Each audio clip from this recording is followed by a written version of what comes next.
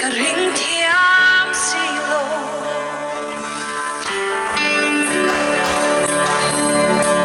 cả thiên lung ril hia chan sen lô so na adong chin ma se cả thang thiam lô em vang in nghe mô thì ai so tin chan na cả lê lô cả rinh thiam xì lô vì fel so pate na meu mo shil fia na ang pelo atorna chan te asya tilo ma se hey ro asya lal pan asya quê si hey yang min khamwai ka ta na to kringe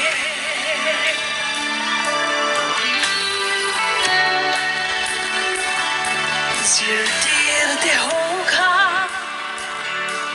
Galili dila Lunga chuan pui Khi pui lo tle An hai lo hei Thì na na ye Ma se an singa Iswa atel ve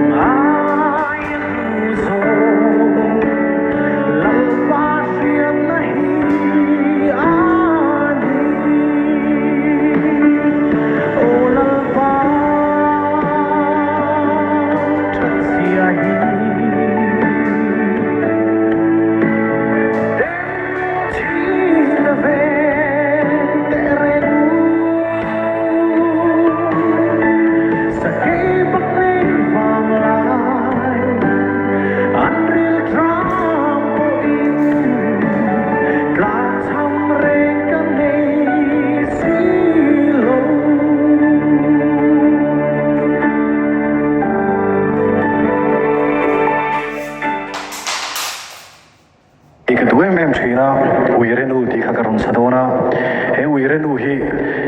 a hri lang che pathian hmangai na i su chan dam na hmangai na i hriat du chuan kha uirenu ngai dam tak dina khan vakal ta la vazot la ti chuan khanu khan pathian hmangai na omzia alo hring theng che atini achang chu asual lut tu ka asual kha mase kha ngai dam na achang khan amma na thok na sa don tu ka khanu ina pathian hmangai na tun son dan tur han ngai to deu a pon don tu kani mo atla na don tu kani pathian hmangai na kha ama khan chu tiang che chona hatar to bera chan uire aya sual zo ke hi lalpa i hmangai na engting ti kha uire aya sual zo ke hi lalpa i ma ka ding ve se tan khut thi na lau omata lalpa hmangai na ma heng uire aya sual zo te voina min than ding ve tai la lalpa chu ning tin nge min lo ti kal la ti sual e to ti su tin min ngai dam ani chu ngai dam na chang tu chu kan nia voi ni hen a lu tak zep ani chu pathian hmangai na vor to hre thiam tu chuan hre tu chuan adam chung ni a zo dan hi atang thina ama khalkal tu chu pathian hmangai na ani thina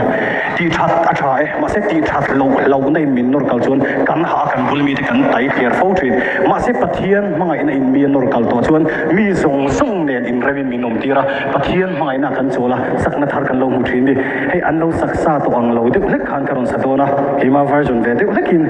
chu pathian ro puinan uiren nu di ha kan sang e